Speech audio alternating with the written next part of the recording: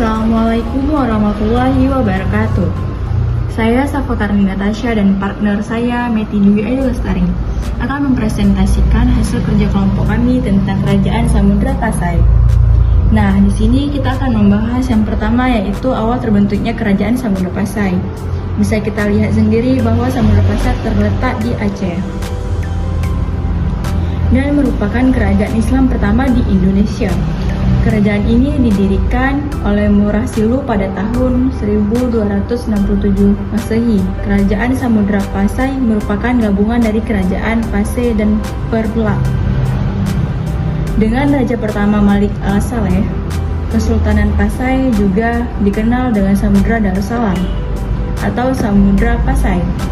Dengan sebutan singkat yaitu Pasai adalah kerajaan Islam yang terletak di pesisir pantai utara Sumatera, kurang lebih di sekitar kota Losmawe dan Kabupaten Aceh Utara, Provinsi Aceh, Indonesia. Nah, ada juga di sini menurut para ahli.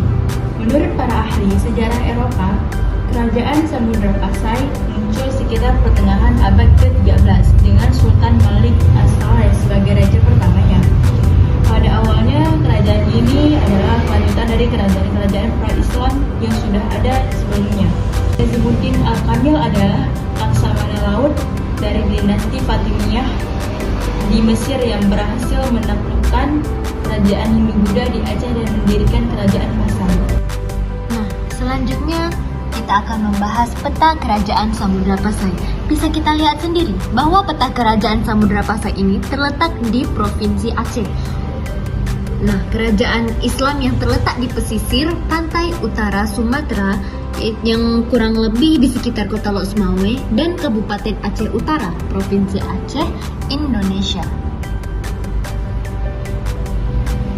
Nah, untuk selanjutnya saya yang akan membahas tentang raja-raja yang terkenal dan yang berkuasa di Kerajaan Samudra Pasai. Untuk yang pertama, ada Sultan Malik As-Saleh. Ia memimpin dari tahun 1267 sampai 1297. Nah, untuk latar belakangnya ini, Sultan Malik As-Saleh diduga sebagai penguasa yang beragama Islam pertama di Nusantara.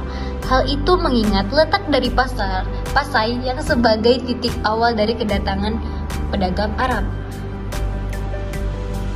Nah, Sultan Malik As-Saleh satu-satunya raja yang bisa membaca Al-Quran pada abad 13 dahulu. Maka beliau mulanya bernama Murah Silu, akhirnya bergelar Malik As-Saleh yang artinya Malik yang Saleh. Nah, ia adalah keturunan dari suku Imempet.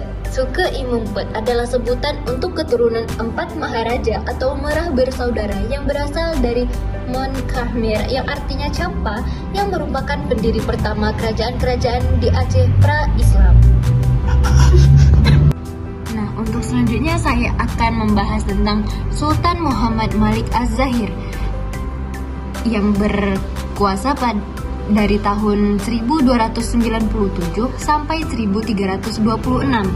Untuk latar belakangnya, Sultan Muhammad Malik Az-Zahir merupakan putra dari Malik As-Saleh.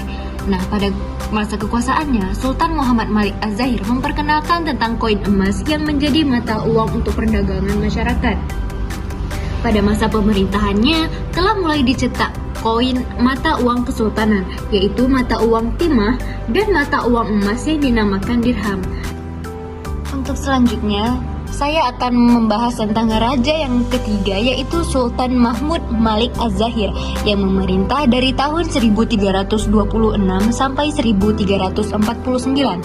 Sultan Mahmud Malik Az-Zahir ini merupakan putra dari Sultan Muhammad Malik Az-Zahir.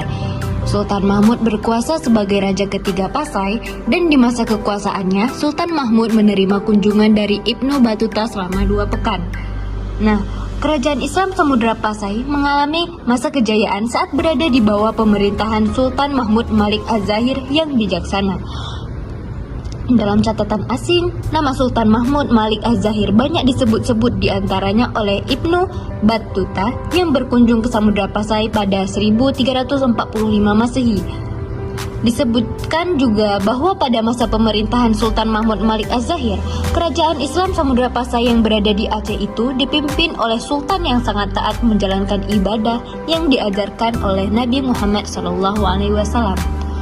Untuk berikutnya ini, saya hanya akan membahas tentang silsilah dari kerajaan Samudra Pasai, yaitu di mana raja pertama yang dipimpin oleh Sultan Malik As-Saleh, dan untuk selanjutnya dipimpin oleh Sultan Muhammad Malikul Az-Zahir, di mana ia putra dari Malikul As-Saleh, dan yang ketiga adalah Sultan Mahmud Malik Az-Zahir. Peninggalan pada kerajaan Samudra Pasai ini terdapat makam maupun benda-benda peninggalannya.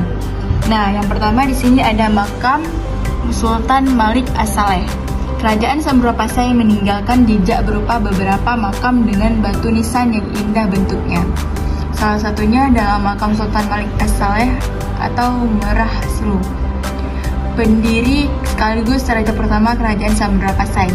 Makam dengan angka 1297 Masehi ini diklaim sebagai batu nisan tertua yang ditemukan. Pada nisan pada makam Sultan Malik As-Saleh menunjukkan bukti adanya pengaruh Islam dari Gujarat di Samudra Pasai. Yang kedua itu ada makam Sultan Nahrasiyah. Makam Sultan Nahrasiyah terletak di desa Maunasah, Kota Klung, Kecamatan Samudra. Pada batu nisan ratu pertama kerajaan Samudra Pasai ini terdapat kaligrafi yang berisi kutipan surat Yasin dan ayat kursi. Nisan Sultan Nahrasiyah yang sangat megah didatangkan langsung dari Kamboja. Selain makam Sultan Malik As-Saleh dan Sultanah Nahrasiyah, kerajaan Samudra Pasai juga meninggalkan beberapa makam raja lainnya. Selain itu juga ada peninggalan berupa dirham peninggalan kerajaan Samudra Pasai. Samudra Pasai merupakan kerajaan makmur yang telah mengeluarkan mata uang sebagai alat pembayaran, yaitu uang dirham yang terbuat dari emas. Dirham kerajaan Samudra Pasai pertama kali dikeluarkan pada periode pemerintahan raja keduanya, yaitu Sultan Muhammad Malik Az-Zahir. Koin berbahan emas yang menjadi alat pembayaran ini kemudian diperkenalkan oleh orang-orang kerajaan kepada bandar perdagangan di Nusantara, seperti Bandar Malaka, atas dasar mata uang emas yang pernah ditemukan pula. Dapat diketahui pula beberapa nama raja yang pernah memerintah di kerajaan Samudra Pasai. Selain itu juga ada peninggalan berupa hikayat Raja-Raja Pasai. Hikayat Raja-Raja Pasai adalah karya dalam bahasa Melayu yang diperkirakan ditulis pada abad ke-14. Isi karya sastra ini menceritakan tentang kerajaan Samudra Pasai, termasuk mimpi Merah Selu yang bertemu Nabi Muhammad SAW kemudian mengislamkannya. Nah, untuk penyebaran agama Islam kerajaan Samudra Pasai, yaitu usaha penyebaran Islamnya mereka berhubungan dengan beragam kerajaan Islam lainnya, seperti Malaka. Nah, hubungan itu terjadi dengan adanya pernikahan antara putra-putri sultan dari kerajaan Pasai maupun Malaka. Nah, selanjutnya untuk kehidupan politik. Dalam struktur pemerintahan dalam kerajaan ini terdapat istilah menteri yang disebut dengan Syah Bandar dan Kadi. Nah, sementara anak-anak sultan baik laki-laki maupun perempuan digelari dengan tun, begitu juga beberapa petinggi kerajaan lainnya. Nah, Kesultanan Pasai ini memiliki beberapa kerajaan bawahan dan penguasanya juga bergelar sultan. Nah, selanjutnya ada kehidupan sosial. Untuk kehidupan sosial di kerajaan Samudra Pasai ini, mereka diatur menurut aturan-aturan dan hukum-hukum Islam. Nah, dalam pelaksanaannya juga banyak terdapat perbedaan dengan kehidupan sosial masyarakat di negeri Mesir maupun di Arab. Dalam pelaksanaannya juga banyak terdapat persamaan dengan kehidupan sosial masyarakat di negeri Mesir maupun di Arab. Nah, karena persamaan inilah sehingga daerah Aceh itu dahulu Samudra Pasai ini mendapat julukan daerah Serambi Mekah. Untuk selanjutnya kehidupan ekonomi. Nah, seperti yang kita tahu, kerajaan Samudra Pasai ini merupakan kota dagang. Mereka mengandalkan lada sebagai komoditi andalannya. Nah, dalam catatan Mahuan disebutkan juga 100 kati lada dijual dengan harga perak 1 tahil. Nah, dalam perdagangan Kesultanan Pasai ini, mereka mengeluarkan koin emas sebagai alat transaksi pada masyarakatnya. Mata uang ini disebut dengan dirham.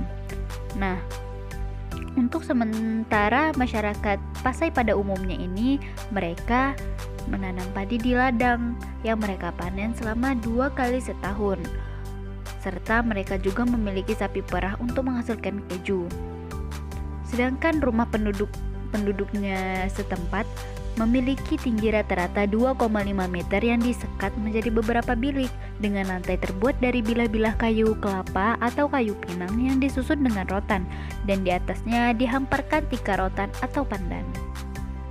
Nah, di sini yang terakhir ada runtuhnya kerajaan Samudra Pasai. Tidak selamanya kerajaan mengalami kejayaan, pasti ada masanya ia akan runtuh. Sama halnya seperti kerajaan Samudra Pasai.